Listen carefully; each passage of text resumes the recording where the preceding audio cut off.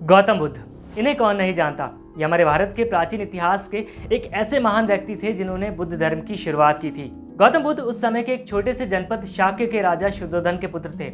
इनमें बचपन से ही एक कुशल राजा बनने के सभी गुण मौजूद थे और इनका साम्राज्य भी एक बहुत ही समृद्ध साम्राज्य हुआ करता था। लेकिन फिर भी इन्होंने सभी सांसारिक मोहमाया को छोड़कर धर्म का मार्ग चुना। इन्होंने कई वर्षों तक जंगलों में कठोर तपस्या की, तब जाकर इन्हें ज्ञान की प्राप्ति हुई। नमस्कार, मेरा नाम है कृतिक और आज के हमारे इस वीडियो में हम आपको गौतम बुद्ध की कहानी और इनका इतिहास बताने वाले हैं। गौतम बुद्ध का जन्म सन 563 ईसा पूर्व यानी कि आज से करीब 2500 साल पहले हिमालय के पहाड़ी क्षेत्रों में बसे जनपद शाक्य के राजा शुद्धोधन और रानी महामाया के यहाँ हुआ था। राजा शुद्धोधन इक्ष्वाकु वंश के राजा थे। आपको बता दें, रामायण में भगवान श्री राम भी इक्ष्वाकु वंश के ही थे। गौतम बुद्ध का बचपन का नाम सिद्धार्थ था और इनके जन्म के केवल 7 दिन बाद ही इनकी माँ रानी महामाया का निधन हो जाता है, जिसके बाद इनका पालन पोषण इनकी मौसी और राजा शुद्धोधन की दूसरी पत्नी महाप्रजापति यानी कि गौतमी करती हैं। इनके जन्म के तुरंत बाद ही एक साधु ने इन्हें देखकर यह कह दिया था कि ये बच्चा या तो एक बहुत महान राजा बनेगा या फिर एक बहुत ही पवित्र पथ प्रदर्शक बनेगा। इनके जन्म के 5 दिन बाद इनके नामकरण के अवसर पर भी कई सारे ब्राह्मणों, विद्वानों और ज्योतिषियों ने भी इसी बात को दोहराया था। सिद्धार्थ ने बचपन में गुरु विश्वामित्र के पास वेदों और उपनिषदों की पढ़ाई की थी। इसके अलावा इन्हें राजपाट और युद्ध विद्या का भी पूरा ज्ञान दिया गया था। कुश्ती, घुड़सवारी, तीरंदाजी और रथ कसने में तो इनका कोई मुकाबला ही नहीं था। लेकिन ये बचपन से ही एक बहुत ही दयालु और करुणा से भरे व्यक्ति थे। ये खेल खेल में भी जीतते जीतते जानबूझकर हार जाते थे, क्योंकि इन्हें किसी का भी दुखी होना अच्छा नहीं लगता था। केवल 16 वर्ष की आयु में सिद्धार्थ का विवाह यशोधरा नाम की एक सुंदर राजकन्या के साथ होता है और कुछ समय बाद ही इनका एक पुत्र होता है जिसका नाम राहुल था। अपने विवाह के बाद इनका मन वैराग्य की ओर कुछ ज्यादा ही बढ़ने लगा था, जिसे देखते हुए राजा शुद्धोधन ने पुत्र के लिए अलग अलग ऋतुओं के हिसाब से 3 अलग अलग महल बनवाए थे और इन महलों में भोग विलास, नाच गाने और मनोरंजन की पूरी व्यवस्था कर रखी थी।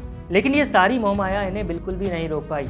एक दिन ये अपने महल के बागीचे में टहल रहे थे, तभी रास्ते पर इन्हें एक बूढ़ा व्यक्ति दिखाई देता है जिसके दांत टूट गए थे, बाल पक गए थे और शरीर टेढ़ा हो चुका था। वो हाथ में लाठी लेकर धीरे धीरे कांपता हुआ चल रहा था। दूसरे दिन सिद्धार्थ ने बागीचे से एक रोगी व्यक्ति को देखा जो एकदम सूख गया था।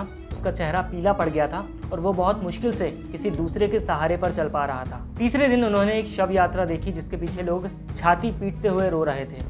ये सब देखकर सिद्धार्थ का मन बहुत ज्यादा विचलित हो जाता है और वो सोचने लगते हैं कि ये कैसा जीवन है जो जीवन को ही खा जाता है। इसके बाद अगले दिन उन्हें एक सन्यासी दिखाई देता है जो संसार की सारी मोहमाया से दूर एकदम प्रसन्न और संतुष्ट था। सिद्धार्थ इस सन्यासी से काफी आकर्षित होते हैं और खुद भी एक सन्यासी बनने की ठान लेते हैं। इसके कुछ ही दिन बाद वो अपनी पत्नी, बच्चे और राजपाट को छोड़कर बैरागी बन जाते हैं और ज्ञान की प्राप्ति के लिए जंगलों में चले जाते हैं। इन्होंने सबसे पहले गुरु आलार कलम से योग साधना और समाधि लगाना सीखा। इन्होंने शुरुआत में केवल चावल और तिल खाकर ही तपस्या की। इसके कुछ दिन बाद इन्होंने पूरी तरह से अन्न त्याग दिया और 6 सालों तक कठोर तपस्या की। इस दौरान इनका शरीर एक जीवित नर कंकाल जैसा दिखने लगा था, लेकिन इन्हें फिर भी ज्ञान की प्राप्ति नहीं हुई। फिर एक दिन इनके पास से कुछ स्त्रियां गाना गाते हुए गुजर रही थी। इस गाने के बोल का मतलब था, वीणा के तारों को ढीला मत छोड़ो, ढीला छोड़ देने से सुरीला सुर नहीं निकलेगा, लेकिन तारों को इतना भी मत कसो कि वो टूट जाएं। ये बात सिद्धार्थ के मन में सीधा जाकर बैठी और वो समझ गए कि किसी भी काम की अति सही नहीं होती। इन्हें ज्ञान की प्राप्ति के लिए कठोर तपस्या के साथ साथ नियमित आहार विहार और योग भी करना होगा।